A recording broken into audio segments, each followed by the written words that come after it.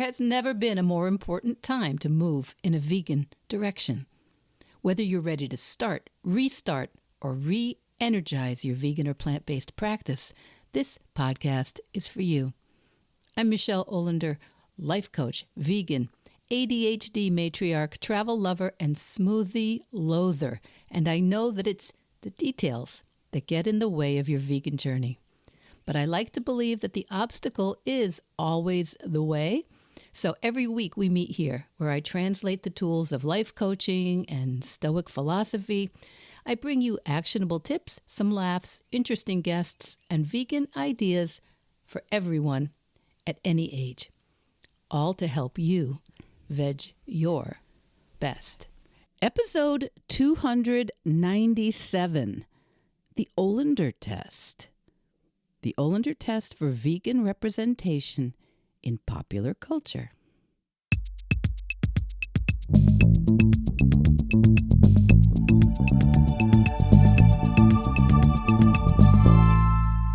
Hi kids, welcome back to Veg Your Best. It's Michele, and today is a solo episode, which means you get just me at the microphone and whatever thoughts are pinballing through my head. And if you heard my voice last week, you can probably tell I'm still not quite 100% done with this virus.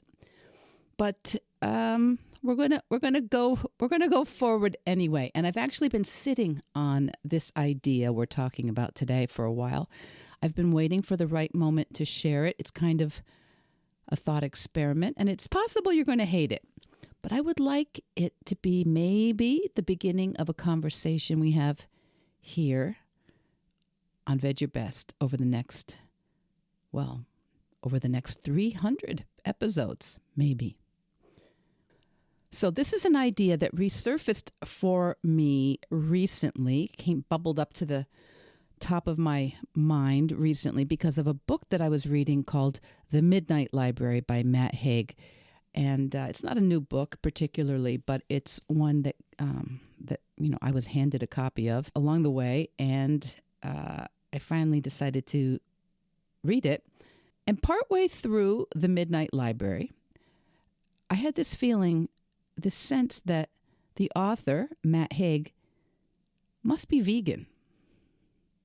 And not because anyone says it right out loud. I couldn't even tell you exactly at this moment what specifically made me put the book down and go to Google. But since we can look up anything pretty instantly, I did. I looked it up on Google, and yes, Matt Haig is vegan, or he was when I looked it up. And the World Wide Web offered me up a line that Matt Haig apparently tweeted on Twitter somewhere along the way. He wrote, "How to be seen as a militant vegan? Gently mention you're vegan." I'll repeat it. How to be seen as a militant vegan? Gently mention you're vegan. So that sentence is a little bit funny. It's also a little, it's a little uncomfortable too, because we all know, everyone probably listening to this podcast, we all know exactly what he means, right? The moment you mention you're vegan, even if you're not making any remarks about anything beyond that, you're not preaching, you're not lecturing, you're not encouraging, you're just mentioning it. There's this shift in the room, and I guess most of us have experienced it or seen it. People brace a little bit. Some people get defensive. Other people rush in to reassure you, which is lovely. Sometimes they make a little joke before you've even said anything, or you end up making your own self-deprecating joke. I know what you're thinking. Funny, she doesn't look vegan. That's one of mine.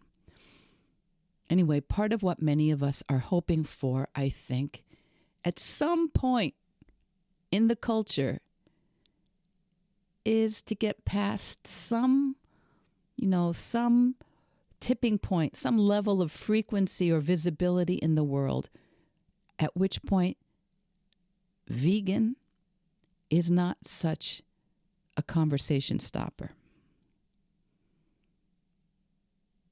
There was a time, I'm pushing 67 in a couple of weeks.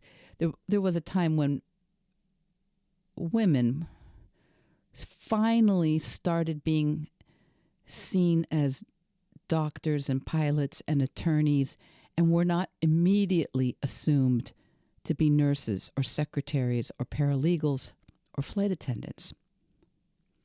And we know that was, of course, reinforced in popular culture, in the books we read, in the stories, in films, in television shows.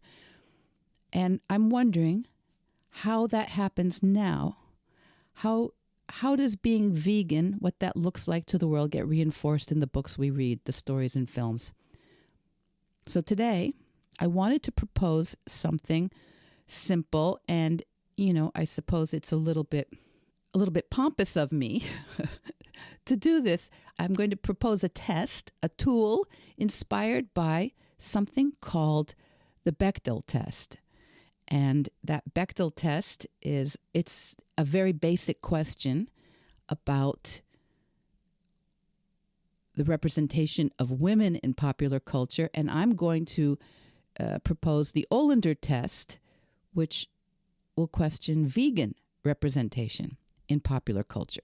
But first, for those of you who don't remember this or never knew this, the Bechdel Test comes from a 1985 comic by Alison Bechdel, and it became a kind of shorthand for looking at how women are represented in movies and in fiction. And the rules were very simple. We're going to look and we're going to see there must be at least 2 women with names. They talk to each other, and they need to talk to each other about something other than a man. That's it. And yet, a surprising number of films failed it. Maybe still, but especially in the 1980s when Alison Bechdel was suggesting this test. And it wasn't a test about the quality of a film or a book or a movie. It was just a spotlight to try to draw your attention about what we're seeing and what is normal for us to see. So the test isn't saying that those films are bad. It's not a feminist test even. It's just a spotlight. It reveals a pattern that's always been there, but is easy to miss because it is hiding in plain sight. It is so common. And once you know it, you start noticing it everywhere. You just kind of can't unsee it. So I started wondering at one point, what would this look like for vegans? We could call it the Olender Test. As I say, I'm being pompous. And here it is, very simple. The film, the show, the book, the story pass as if there's a vegan character. That character is a full human being, and their veganism is not the joke or a problem or the punchline. That's it. And just like the Bechdel test, it's not about the quality of the story or the book or the movie. The story can be wonderful and can fail it, and it can pass it and still be mediocre. That's not what we're measuring. We're just talking about looking for presence. We're just asking, are vegans allowed to exist in stories as full human beings? Not as the punchline, not as the stereotype, not as someone else's inconvenience or foil. So there are obviously going to be edge cases. What about vegetarians? What about people who are plant-based for health? What about characters who used to be vegan?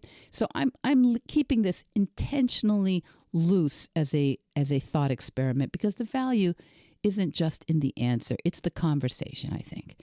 And that third criterion is where things can be interesting because it's not enough for a vegan character to exist. Their veganism can be neutral, it can be incidental, it can even be gently funny, but it can't be the whole punchline. And the veganism, it can't be the plot-centered reason that the character exists. So, and that reminds me of what Matt Haig was saying in his tweet. How often is simply being vegan framed as the problem? So, there are examples you can look for in Notting Hill, which is another older movie. Julia Roberts' character says she's fruitarian, so that gets a laugh. And that's the point. She's framed as slightly absurd and kind of Hollywood and out of touch. And So that would be a fail. And the Midnight Library, the veganism is not the point at all, but the values are there and it's part of the fabric of the story, but it's not a punchline. And so I think that's the kind of best scenario. And we could tear apart all kinds of movies, and most of us would have to watch or read the same things to make this interesting. So I just want you and me to start noticing for ourselves. And I think once you start asking yourself about it, you won't be able to not ask yourself about it. Because why does it actually matter? I know some of you might hear this and think, well, isn't that just like looking for problems? And what I'd say is there's actually behavioral science behind this. There is something called the availability heuristic, which is just a fancy way of saying we assume something is typical based on what comes to mind easily. So if the vegans that we've seen on screen or in books are mostly difficult or preachy or goofy or the punchline or hypocritical, that becomes the expectation, even if it's not true in real life. You become a comedic foil. And there's something else going on too, because we can be incredibly sensitive to social norms, to what feels acceptable, what feels awkward. So when vegans are consistently portrayed as kind of a problem, you feel that before you even open your mouth. So if you've ever been at a dinner party or a work lunch, you probably know the feeling, that slight, that bracing before you mention it, that little moment where you think, okay, let's see how this is going to land today. You're not just saying, I'm vegan. You're managing what you think other people are going to think about you when you say it. It comes from repetition in our culture, that same portrayal over and over again until it starts to feel like real life. So, if I'm to call it the Olender Test, which is what I'm calling this version of the Bechdel Test, it's not asking for vegan propaganda. It's not asking for perfect characters. The vegans don't have to be better than other people. Okay, some of them do. It's just asking, can a vegan character exist as a full human being? And I think Matt Haig, the author of The Midnight Library, he really manages it in the novel without making it the point. So the bar's not that high. It's just that we're not clearing it all that often. So here we go. The Olender Test. Is there a vegan character?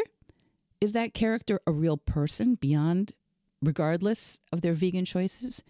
And are they not the punchline? So run it on the next thing you watch, the next time a vegan shows up in a book or an article or a TV show, and let me know what you find. And I'd love it if you would send your examples through the usual channels, all the links in the show notes, and I'll be reading every single one because I'm actually extremely interested. And we don't have to call it the Olender Test. There could be a better name for it, and you can suggest those too. And I'll just say this, if you've ever felt like you needed to soften or explain or apologize or get ahead of the joke for being a vegan in a social setting, I see you. And that's because the culture is still a little bit off here. And naming it, I think, is the first step to changing it. And that's why I really try to feature and showcase vegans in all sorts of industries with all sorts of ages and agendas here on the podcast. Because what matters to me is seeing vegan lives in action. Because there really are so many ways to veg your best. Veg Your Best podcast production, music, and editing by Charlie Weinshank. Thanks, Charlie. Before you go, it would mean so much to me and the Veg Your Best team if you would hit subscribe, leave us a 5-star review, or share with someone you think might be interested. Something about algorithms, it helps bump us up a little in the rankings, and that's the best way to help others find the podcast and for us to find our audience.